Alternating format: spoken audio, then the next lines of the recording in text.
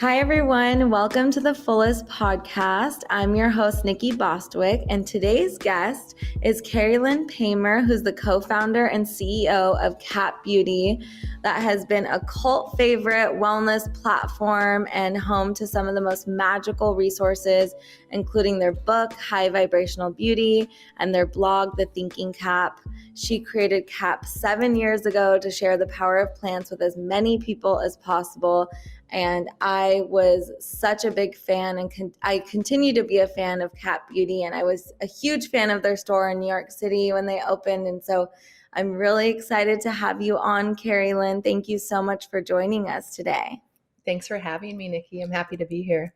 I know a little bit about you. Obviously, we've connected a lot in the past and recently, but I wanted to kind of get started with just your journey and where you were at before you started CAP, what you were up to, because I know that you were in the fashion world, and that's definitely, impacted the way that you've built CAP and the branding and everything. It's all seeped in. It's so beautiful. So tell us a little bit about your past before starting CAP and what led you to start it. So I went to school for interior design. I've always been interested in the arts and design, and I worked many years ago at Martha Stewart, which is where my previous business partner Cindy and I met. This was a long time ago. I think we were there like in the late 90s. Wow. Before the company went public. And I did styling, and I did kind of worked in the craft department. I was like a permanent freelancer. Cindy was a stylist, and I also did product development. It was a really amazing place to work at that time. It was super injected with just like creativity and really the highest standards of kind of everything in terms of the Martha Stewart world. And I just loved working there. It was really rigorous and challenging, but also really satisfying. And so Cindy and I met there. And then after I decided to leave Martha Stewart, I had decided to open up a boutique, and that was in Brooklyn. And this was kind of pre-Brooklyn being what Brooklyn is now. It was really just the only place I could afford rent. So I opened up a store there called Castor and Pollux. And Cindy and I were friends at that time. And after I'd been there for maybe, I don't know, like a year and a half, she was encouraging me to move into Manhattan, which was a wise move for a lot of reasons. And so I moved the store into Manhattan.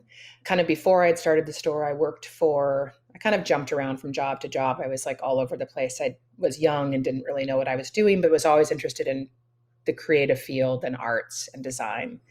And like I worked with Sean McPherson and Eric Good on their restaurants in New York. I opened up a store for Christiane Sell of the kind of Calypso empire, and then ended up opening my own place.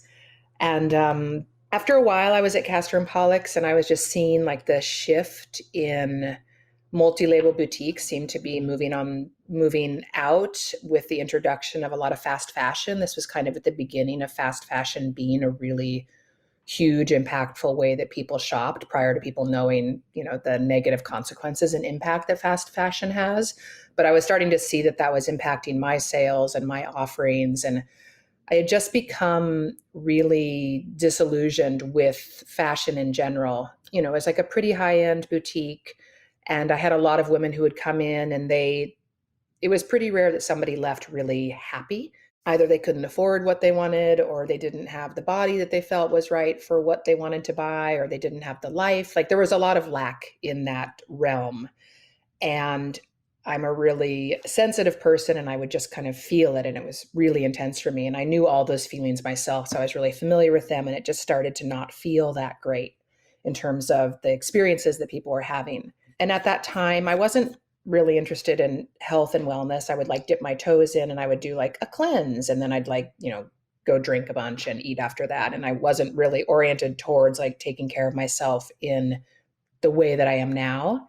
But I found out that I went to the doctor and had some blood taken and tests run because I was just feeling terrible. Like my body felt really run down. And my doctor would say to me like, oh, you're getting older, you live in New York, you have your own business, this is kind of the way it is. And I think I was like, I don't know how old I was then, Nikki, but probably like 38 or something. And I was like, wow, if I feel this way now, I don't really know how I'm going to feel when I'm 70. Just seemed impossible that the way I felt would just keep getting worse. So he did some blood work and he found out that I had celiac upon revealing what the blood work had to say. And so I really shifted everything at that point in time, kind of slowly. Like I shifted my food that I was consuming and felt an immediate difference in how I felt, how I looked, how I kind of like came forward in the world. I just felt so much better. And that led, as all of us kind of, I'm assuming, listening to your podcast know, down to, oh, what are the other areas that I can approach in my life that might, if I up level them, might make me feel better? And one of those was beauty. And at that point in time, I hadn't really seen anybody doing natural beauty in a way that I found really inspirational and kind of sexy and sophisticated. It all kind of lived at the health food store, which was fine and just one way of approaching it. But I felt like there was another realm and we were missing out on a lot of men and women who were used to shopping in a certain way and they just didn't have that offering. So I asked Cindy to be my business partner. She wanted to be the business partner, and we opened up CAP in that space where Castor and Pollock's, my previous clothing store, had been, and pivoted. And I know that's a really overused word, but it's very appropriate here, and shifted over and opened up CAP in 2014, Valentine's Day. And there was really nothing like it at all when we opened. Yeah, I mean, gosh, your history is so incredible and impressive, and how fun to have been at Martha Stewart and helped opening those restaurants. And obviously, I know it sounds more glamorous at times than it required obviously a lot of work, but the experience there led you to create this incredible platform. And I love that CAP is the name CAP comes from Castor and Pollux, right? It's It does. Yeah. It's funny. That was always a nickname for Castor and Pollux. And it was always a name I wanted to name my horse, but I opened the store before getting the horse. I'm still working on the horse. But when I get the horse, it'll definitely be named Cap, and hopefully Aww. I'll be able to do that sooner rather than later, but we'll see. Now that you're in California, probably. So Yeah. you're in the right part for Mhm. sure. Yeah. So, and I love that it's like Cap Beauty, because it just totally goes back to that transition and realizing that feeling. I mean, it's so interesting. Would you say that when you started your store, or when you started to transition out of Mhm. it, and really realize that feeling, and then fast fashion came along and people, like you mentioned, didn't understand the negative aspects of fast fashion as we do now, but would you say that at the time, because of the way that it affected you, you were aware of what was happening in that? Oh, Yeah. interesting. I mean, it never really sat well with me, but I didn't have like a really academic understanding of the impact environmentally and Yeah. in a humanitarian realm it was having, but it just didn't sit well with me. I didn't have like really dialed in. So many people have done like such deep dives into the impact that it's had, as a humanitarian issue and also as an environmental issue now at this point in time. Those things I wasn't aware of. Maybe they were out, but I wasn't aware of them. But it didn't sit well with me just intuitively. It felt wrong that something could be made so quickly that was mimicking something else that somebody had taken so long to create, and more often than not came from a place of like true creativity. So it never felt right to me, and it wasn't, and I'm not judging anybody who does shop that way or did shop that way. It just wasn't something that made sense to me, and it wasn't really a realm that I went down into. It's not how I consume. Yeah. And I'm not saying that in like a way like I'm superior at all. It's just Not shaming. never, it always felt kind of like cheap food, and every once in a while, like cheap food is kind of fun to eat, but as your kind of main source of substance, it doesn't feel good. So it just started to feel kind of bad to me. Yeah. I love that analogy so much. Yeah. Um, so you started CAP because obviously you had that experience with celiac, you started shifting, and I love those stories so much because more and more people experience that, and you're interested in seeing what else you can do if you feel better this way, what else. But it's interesting because, like you said, you started in 2014, you opened the store, and like you said, there weren't very many if at all. Like I can probably only think of one, which is Moon Juice, kind of that Mhm. had that wellness is beauty aspect as well. But they were still probably maybe just about to launch their dusts in that Yeah. world and pivot. So it wasn't necessarily that was even out. Yeah. Um, so it is a new like category that you guys had created and thought about, and that's incredible that you thought it, that you know, had that vision. And Thank you. I'm curious what inspired that. I mean, you mentioned, was beauty a big part of your routine, or you know, how did you incorporate that idea of like wanting to share plants with the world and the natural world, and how that has impact on beauty? Yeah, I mean, neither Cindy nor myself came from a traditional beauty background. Like I mentioned, we came from Martha Stewart, which I think is a much more multidimensional definition of beauty, but we didn't come from like the really like beauty girl that works in a magazine background. That wasn't our background. And I think that actually benefited us because it allowed us to do things and see things in a way that maybe others with that more kind of rigorous beauty background wouldn't have seen. So it just made a lot of sense logically that plants would be a part of this and that internal beauty would have to be a part of external beauty, especially for me having celiac and seeing such a radical transformation in my skin when I cut gluten out of my diet. You know, I had really, really bad cystic acne. I was at the dermatologist and at the facialist and doing all the things that I thought were right for my skin, like peels and just like I would go to sleep crying some nights because my skin would hurt so much from trying to fix it, quote unquote, with these kind of more traditional derm oriented results back in, you know, like the early 2000s. And so when I saw a shift happen on my external that was connected to what I was doing internally, it just it all kind of like dropped into place. It was like, well, how can these exist separate from each other? They can't. They can't for me. I can't be the only person that's experiencing this. So if we start cleaning up what we're doing internally, then we have the ability to modify how we present externally. And that's when I came up with beauty is wellness and wellness is beauty. And when we kind of presented that tagline, you know, some press people and just others didn't really understand it. Those words weren't inextricably linked in the way that they are so much now. Now it's like I feel like there's a pretty general understanding that's gaining momentum that what we do, you know, all the other acts during our day result in how you feel and how you look. Yeah. And so I don't like, I'm not the person who knows like the new lipstick color. Like I love beauty, but I like it as a much kind of broader, more expansive term. There's a poet that I love more than anything named John O'Donohue, and I've referenced him a lot in kind of my writings, but he is Irish or was Irish. He's since passed, and he has a book called On Beauty. And he speaks so elegantly about this concept of beauty and how it has the ability to impact us and how it actually influences everyone, regardless of whether we recognize it or not. And he's not talking about beauty in terms of like lipstick, moisturizer, serum. He's talking about it as like this kind of overarching God concept. And that's really how I like to think of beauty. And it's why there's so much kind of ritual and ceremony attached to what it is that we bring into the world from CAP. Hi, everyone. Welcome again to the Fullest podcast. As you may or may not know, we've been sharing the benefits of saffron with our community for a little while now, and I want to offer 15% off our entire product line to our podcast listeners with code The Fullest Podcast at checkout online at thefullest.com.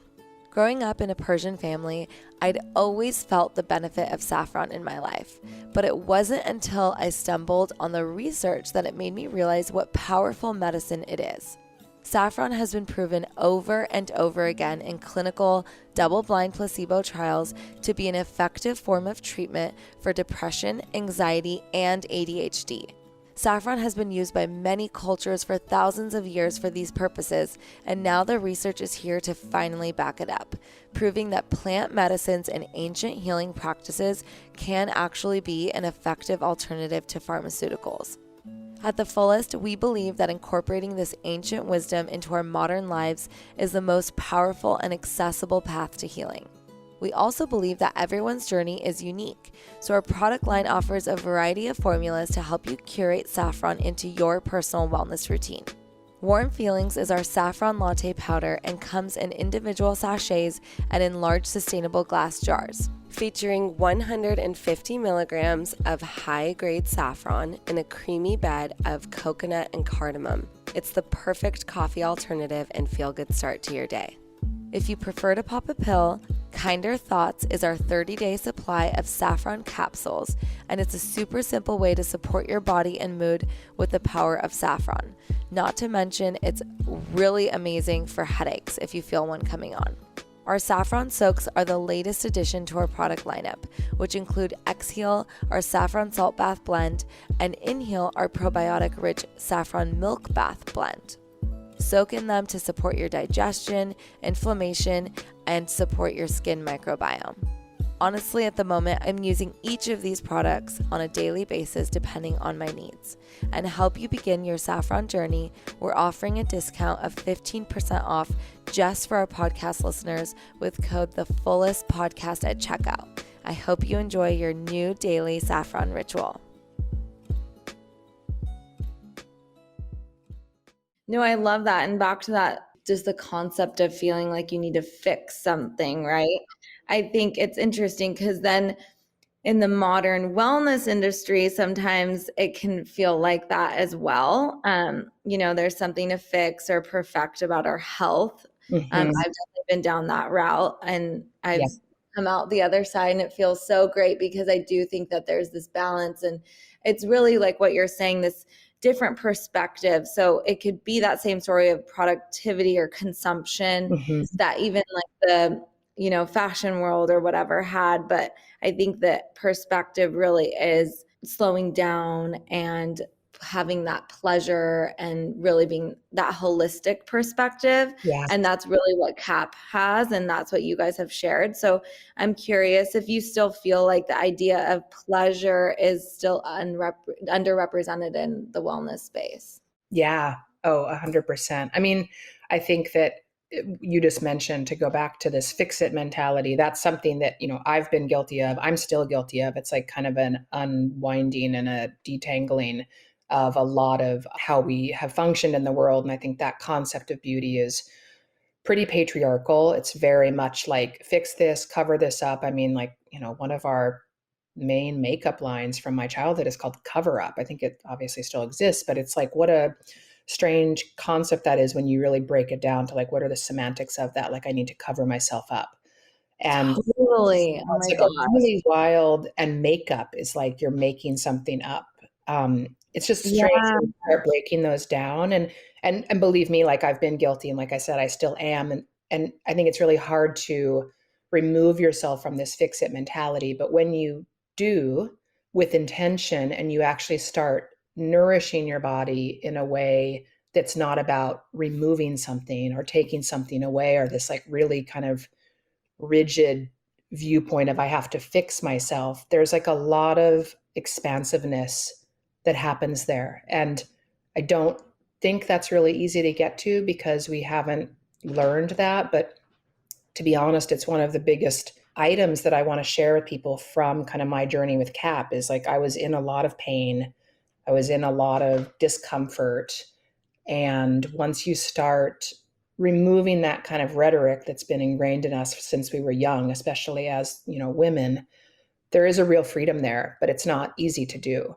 Yeah. I think wellness has like jumped in on that and just kind of landed us in a new version of fix it that has like a different cosmetic Totally on it. And that's really challenging and hard to see because sometimes it's really cloudy and it's really hard to actually identify that fix it mentality is now being kind of like cloaked in something else.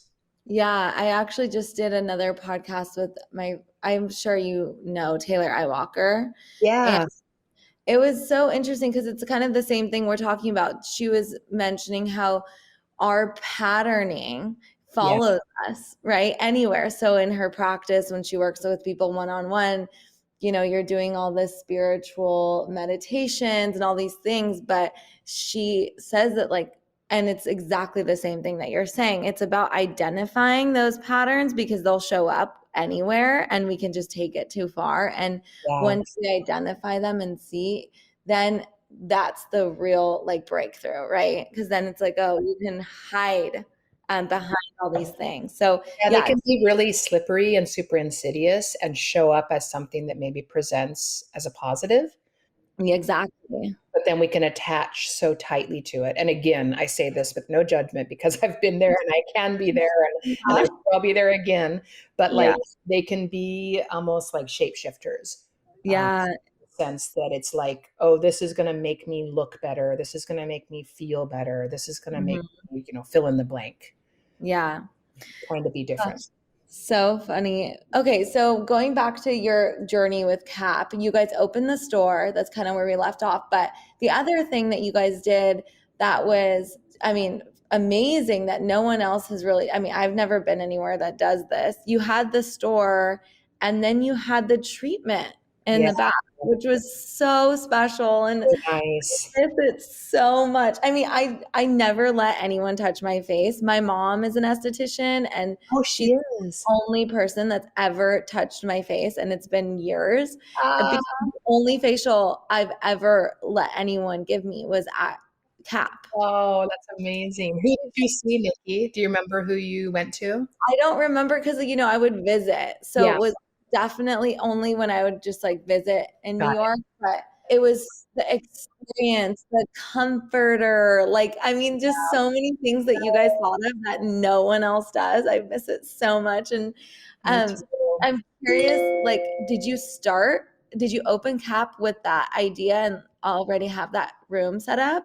That was always the intention. Yeah. That I felt like there was like an experience that needed to happen in this space that would make people really understand the power and efficacy of the products on a really tactile level.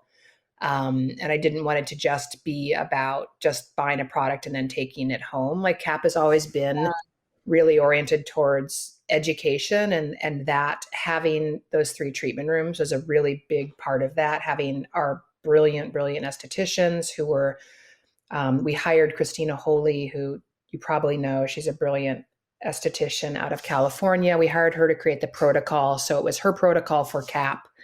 And it was very, very massage based. Like prior to that being a really big thing, it was kind of newer in that sense. We didn't really do much extractions, and it was really all about kind of massage and manipulation of the face through really intense, educated, skilled massage. But that was always a big part. And we also did events in the store as well, which was another one of the arms of that education tactic of like, how do we make these products as interesting as possible and also give our customers and clients as much information as possible so they feel empowered to use them at home. Yeah, it's brilliant. And from a business perspective, obviously from a service perspective and a way to share the products with people, it's so beautiful. But then from a business perspective, it's brilliant because then though people start to use new products that they may not have been drawn to and understand them more. And then there's an expert that's educating them on it. It's brilliant. Yes. It truly was brilliant. And to go back to, you use the word pivot, and it is used a lot, but that's because in entrepreneurship, in business, in life, like that's what life is. We adapt, we pivot, and we just see what works. And there's just been so much of that lately with COVID. Mm-hmm. And you and Cindy created this incredible company that changed so many people's lives. And then since you guys have parted ways, and that was kind of when I talked to you, like right before COVID, and you had made the decision to be the one to take on the business, which is a big risk. And then COVID hit. So I'm so curious, like how everything has changed, obviously for you and Cindy to have started that together, and just like that journey for you, especially not knowing what you were then about to get into, right? Which is everything happening with the world. You took on so much.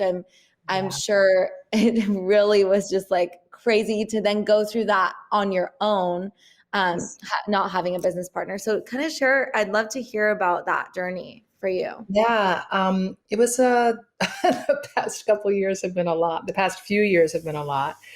Cindy and I decided to part ways in, I believe it was July of 2019. So she wasn't with the business at the point in time that COVID happened. She had been wanting to do more styling. She comes from a styling background and she has a family and wanted to really kind of focus on other areas and had helped create the creative vision and the direction for the brand in a really profound way. And she and I worked really closely on all aspects of the business. And, not some, but a lot of partnerships will shift, morph, change. People want different things. People are interested in different avenues of, expansion for their own selves and for their life. So we got to that place and moved in different directions. And then COVID happened.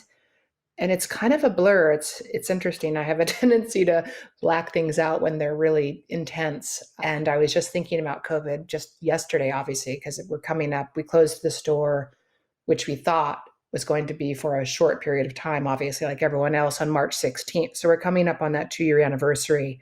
So I've been thinking a lot about it. And for us, COVID allowed us to really dive in and see what was working, what wasn't working. We obviously scaled back in a massive, massive way. I, like pretty much everyone else, was in the position that I had to let go of almost all of my staff. I had one staff member who had been the manager of the store. She's amazing. Her name is Julia. You've probably dealt with her. Yeah. She's since become brand director, and she has really risen and risen to the task of helping us move through COVID and the shifts. And my husband and I moved cross country. We were in New York. Now we're in California. So there were just some really major life changes that COVID accelerated. There were things that we had been interested in doing, but we just hadn't, for many reasons, been able to make them come to life. And COVID really forced us to make decisions as to what it was that we wanted to, what direction we wanted to move forward in.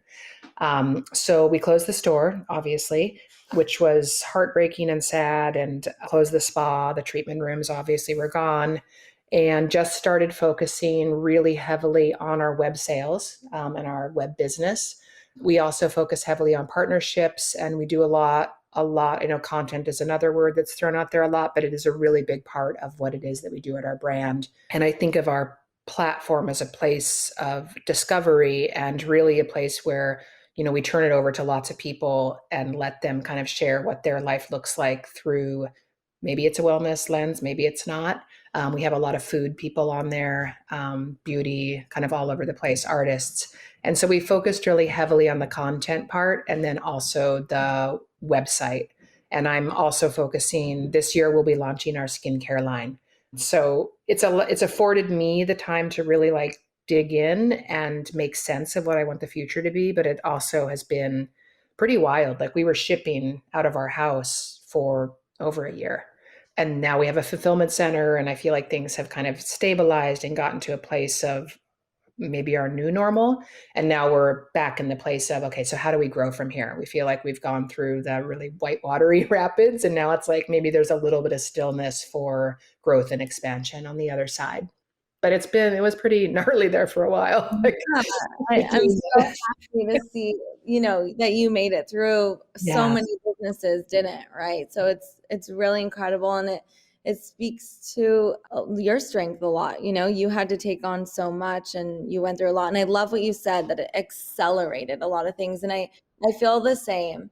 I think if you're willing to kind of just look back and see, I really do think, I can't speak for everyone. It really ruined so many people's livelihood. But for those fortunate enough to have made it through, it really sometimes is a blessing in disguise in some ways, or it could be. And I think it's really great because I know that you guys have had your own products forever. You launched, and you have the coconut butters and the salt and the matcha, and you have the granola and so many amazing things. And I think, I was just so curious about how that was gonna, how you were gonna grow it and where you saw the brand growing. So I think it's really exciting because, again, you had that experience one-on-one with the end users of all these different products that you've been sharing and selling and people using in the store. So it just makes sense that you guys would go the route to go to skincare. So Yeah, excited. and it took me a long time to get there, Nikki. Like I feel really strongly about, I'm kind of weirdly a minimalist maximalist, but I like going back to that fast fashion conversation at the very beginning of this conversation. I feel hyper concerned about putting things into the world that don't bring value or aren't needed. Like it almost like it makes me feel crazy when I just see massive, massive amounts of things that are being created with really no intention behind them. So I had like a lot of moments where I was like, is what we're bringing into the world important? Is it needed? Is it special? Is it not around? And I believe that the line that we have created checks all of those boxes, but it took me a long time to get there and to be totally okay with the idea of moving in this direction of more and more of our own products. I will always carry other brands. It's a huge part of what CAP is the community of brands that we carry and represent, and also the community of people who rely on all of those brands to be under one roof. But I do feel really strongly about the products that we're going to bring forth being special in the sense that they are not in the market already. And I'm sure you understand that with your products. Like I feel like you filled a gap that was not, I don't even want to say saturated, like it wasn't really around. And so I feel like you've probably had a really positive response because there's a lot of authenticity and there's a lot of belief and history in the product. And I just feel like that's so important.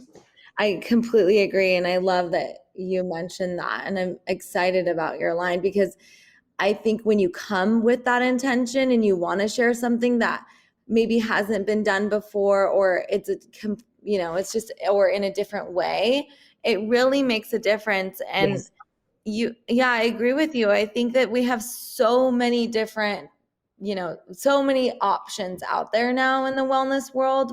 So it's definitely that like balance of finding something that's unique, but that you really believe Yeah. you can make an impact on people because it's not there. And I think it's so exciting when you find what that is. Yeah. I love that feeling because then you can come from the place of really sharing it because you know the difference it'll make for people. Exactly. And it's not about competition. And like you said, you're going to be selling other people's products because you believe in theirs as well. And it's not going to be in competition because it's just another way to share a new, protocol or a new botanical or whatever it is that could be used. And I think that's really exciting. I Yeah. So on completely that agree. note, I want to try your saffron bath. I need to get my I'm going to send you some. Yeah, I'm excited. I feel like, our brands are so similar in certain ways and the intention behind it and sharing, like you said, the content and having this resource really for people.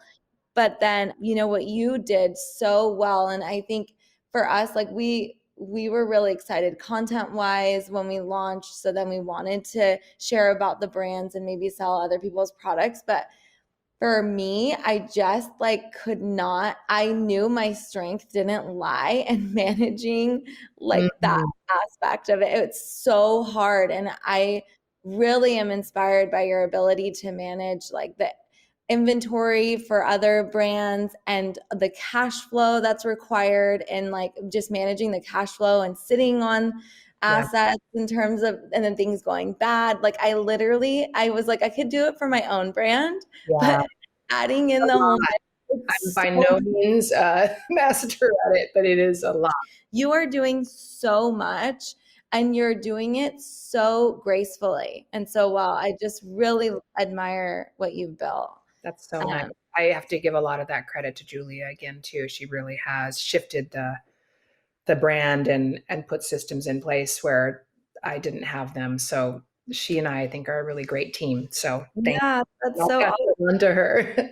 Yeah, it's so great when you have the team together. It's a family that's building the brand, and it goes back to just remembering that all these businesses are made up of people, I that know. are just learning and trying to do their best. And I think people forget that. I mean, we notice a lot when people reach out to customer service and it's like, it's us. We're here answering.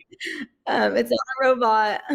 I think there's so much to be learned in what you just said. Like if we actually humanize situations and interactions, I really feel like the world would change. Like if we looked at people as another human that has a history that is more often than not just like you in most ways, there'd be so many things we could solve and resolve. But once we take that human element out of it, it really becomes, it's kind of like trolling or leaving bad reviews or all these things where you actually don't think about that person that it's going to affect.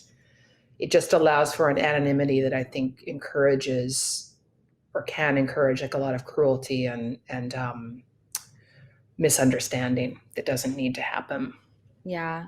So I wanted to ask you, because you do so much, I'm curious what your work-life balance looks like because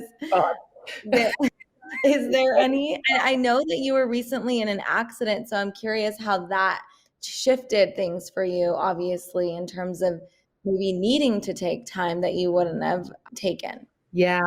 So I had an accident at the end of October and I broke a bunch of bones in my pelvis and sacrum. And it was during a riding lesson, which is my favorite time of the week. I was doing lessons and it was like my favorite thing on earth. So it was not only like a physical setback, but also like a really emotional setback, which is, I think, what I'm actually experiencing now. Like the acute physical realm of it is gone. Like I still have lingering expressions of it just because of the severity of the accident, but like I'm not lying in bed on opioids or in a wheelchair anymore. So Wow. that was really intense and really humbling in a lot of ways. I was doing something that I love more than anything, and I was pushing myself to learn something. And I think we all know as we get older, we can become a bit more fearful, cautious, brittle in our learning process. And so I was pushing myself to do something that was, like I said, had a little bit of discomfort, and it didn't go well. And I ended up in the hospital. So there's like a lot of kind of emotional reckoning there that I'm starting to deal with now. Yeah. Post accident, I saw an email that I wrote to one of my partners after the accident, and I was like, "Oh my God!" Like I was really high on opioids to write that and be like, "Well, I'm really sorry. That was bananas," because I was on opioids for a couple months. Wow. I was still working, like immediately after the accident, like for the 8 days I was in the hospital, I wasn't doing much because I was just sleeping, but then I was working after that. And, like with the acute part of the accident, it really made me slow down because I had to, like, I couldn't do anything on my own. Now that I'm out of that, I'm actually in this state of trying to find that rhythm without having to have an external event mandate it. And I'm finding that really challenging, to be honest. I'm a really hard worker, and it's definitely the thing that I go to that can cover up a lot of other things. I've realized over the years, like that's kind of my addiction at this point. So I'm probably not the best person to ask for work-life balance. I'm trying to figure it out. That word balance is one that's been a mystery to me really forever. Like I used to get asked that question a lot, and I was always like, I don't really understand what that means. Like it's not a stage of life that I'm in right now. But that being said, the word that does really speak to me, that really helps me, that I go back to all the time as a North Star, is this concept of consistency and just being consistent with the things that make me feel good, both physically and psychologically, can be really impactful for me and is the most impactful pursuit as opposed to looking for balance. I have more flexibility now, than I used to be in the store all the time. Sometimes I find flexibility really empowering. Sometimes I actually find it quite restrictive because I don't know what to do with it. It almost feels like a sheet of paper that I'm about to write on that feels daunting with all the possibilities. So I like a little bit of framework. So I have some, like, kind of touchstones that I drop into throughout the day. And when I do those, I kind of feel like my day can be guided to be, I don't know if better is the word, but just to be a little bit more filled with ease. Yeah, I love that so much. I love just sharing about consistency and that being something that you look to, because I think that, again, balance is different for everyone, right? And you can look at it in so many different ways. Like for me, I have a family, and so I kind of have to have this, work-life balance Yep. in some way, but then at the same time, to someone else, it could be so unbalanced because I don't take time to, I mean, my husband and I were just talking about it. I don't take any extra time really to hang out with friends unless it has to do with work or their work friends, Yes. and Yep. it's hard to even share that or acknowledge it, because and I think it's different when you love your work so much, because it really doesn't feel that way. But then of course there's so much stress that comes along with work, and it doesn't mean just because you love it that there aren't so many aspects of it that are stressful. But yeah, so balance is different for everyone, but the term consistency, I love that you shared that, because even just that, it's motivating, right? Yes. Knowing that if you do something consistently, at the end of the day, no matter what, you're going to get somewhere. So that's motivating in life, in work, and then, yeah, in life, even with raising a family, or like you said, doing lessons, there might be these setbacks like you experience, but eventually, luckily, like, you'll be able to get back on the saddle, you'll be able to learn and be consistent, and then maybe that'll lead to buying a horse, whatever. So I love that, and I appreciate you sharing that with us. Thank Yeah. you. It's such a helpful word because and consistent, when I say consistency, I mean, I think we probably think like positive consistency, but consistency, if you're doing negative things, will add up to a result as well. So I try really hard to just like